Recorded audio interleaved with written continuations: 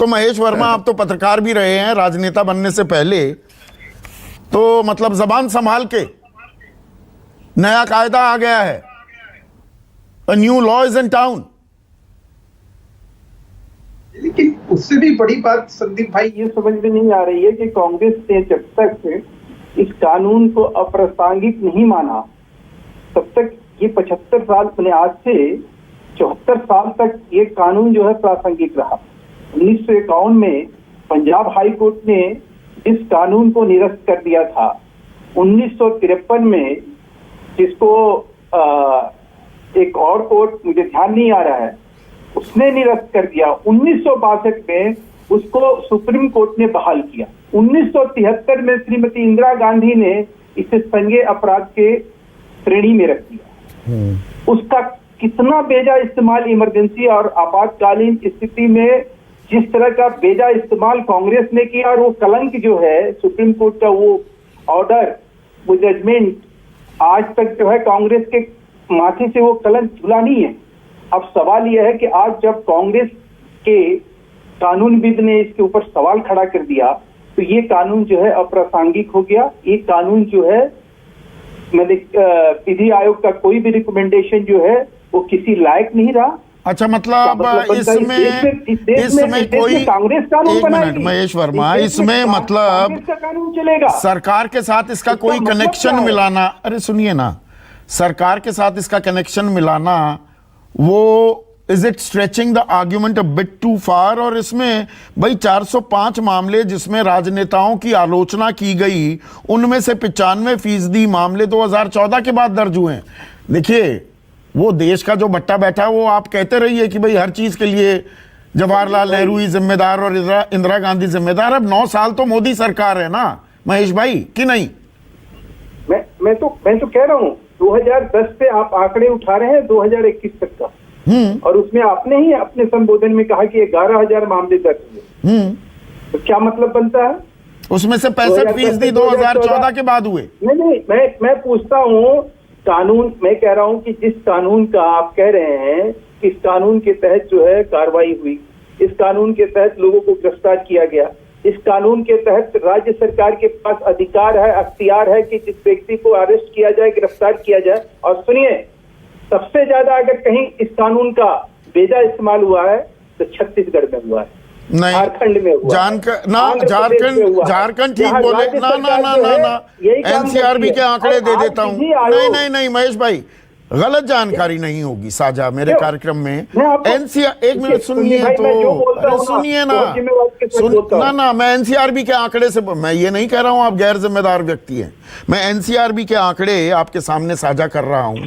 पिछले 10 सालों में सबसे ज्यादा बिहार, उत्तर प्रदेश, कर्नाटक और झारखंड में मामले दर्ज हुए, और उसके बाद तमिलनाडु टॉप 5। मैं आपसे मैं आपसे ये पूछना चाहता हूं कि ये केंद्र सरकार ने दर्ज किए, मोदी सरकार ने किसी के खिलाफ ऐसे मामले दर्ज किए, या राज्य सरकार ने किए, वहां की पुलिस ने की?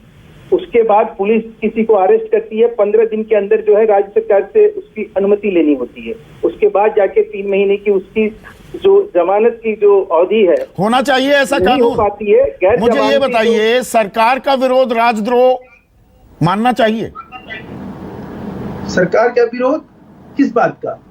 आप किस तरह की बात कह रहे हैं? सरकार का विरोध राजद्रोह, मुझे तो समझ में नहीं आ रहा है कि जो आपकी ये सवाल है वो आज के डेट में इतने प्रासंगिक क्यों है? क्योंकि आपको लग रहा है कि कांग्रेस इसका विरोध कर रही है, इसलिए नहीं। मैं आपसे एक सीधा सवाल पूछ रहा हूं, उसका जवाब दीजिए ना। सरकार का विरोध राजद्रोह होना चाहिए? मेरी आवाज अब तक आप तक आ रही है? हाँ, बिल्कुल आ रही है महेश भाई। मेरा सिर्फ आपसे निवेदन ये है कि मैं ये समझने की कोशिश कर रहा हूं कि आज विधि आयोग ने ऐसा क्या कह दिया जो कि सर पे आसमान उठाए फिर रही है कांग्रेस? अरे कांग्रेस को छोड़िए, मैं पूछ रहा हूं सवाल, मैं आपसे सवाल पूछ रहा हूं, आप पत्रकार भी रहे हैं, मतलब कानून और मजबूत होना चाहिए या कानून खत्म कर देना चाहिए? जिसने इजाद किया था उन्होंने 2009 में हटा दिया अपने देश में। आपकी देश की जरूरत है जिस तरह से है आज, आप कहीं आतंकवाद, जो आप जाते थे स्टेशनों पे, बस अड्डे पे, अस्पताल में, कचहरी में, आप पत्रकार होके बाहर जाते थे, आप अपने घर जिंदा वापस आएंगे कि नहीं आएंगे ये तय नहीं था। अब तो तय हो गया है, तो कानून की क्या जरूरत? आप ही की बात मानूं तो कंप्लीट हो जाए, फिर आप बोलिएगा। आज लिखा होता था कि ये मत छुइएगा, ये बम की पोटली हो सकती है। तो अब तो रामराज आ गया, तो राम राज्य में देशद्रोह की तो कोई गुंजाइश ही नहीं रह जाती।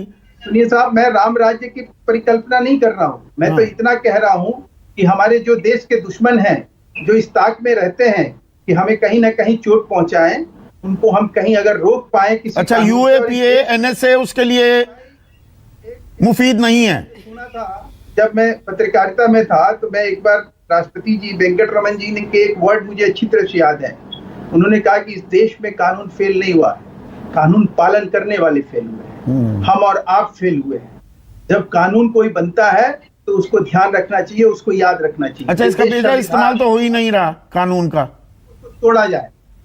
आप अपनी महेश भाई, पे विचार, बेजा अपने इस्तेमाल तो व्यवहार हो नहीं रहा। देश के प्रति, अपने राष्ट्र के प्रति आप पूरी संवेदना के साथ, पूरी सद्भावना के साथ रहिएगा। कौन आदमी आपको बेवजह परेशान करेगा? आप इतने दिन से पत्रकारिता में हैं, आप अपनी अभिव्यक्ति की आजादी के साथ अपने कार्यक्रम को करते हैं। आपको किसने कब डिस्टर्ब किया बताइए? आपको किसने राजद्रोह में अरेस्ट किया बताइए? नहीं, क्या अरेस्ट मतलब तो बनता है? अब देखिए, मुझे तो नहीं किया।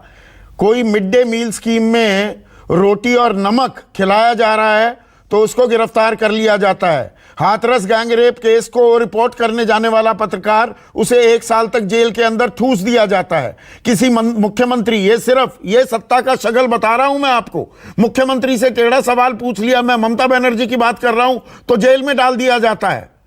भाई, मैं आपको बहुत बहुत आदर के साथ कह रहा हूं, अगर उस पत्रकार के ऊपर आपको बहस करनी है, मैं आपके साथ पूरी तरह से उस पत्रकार का, और आप कहिएगा कि आज जिस पत्रकार के बारे में आप चर्चा कर रहे हैं, उस दिन आप कहिएगा कि महेश ये गलती हुई कि मैं उसके बारे में गलत बात आपके उसके पक्ष में बोला।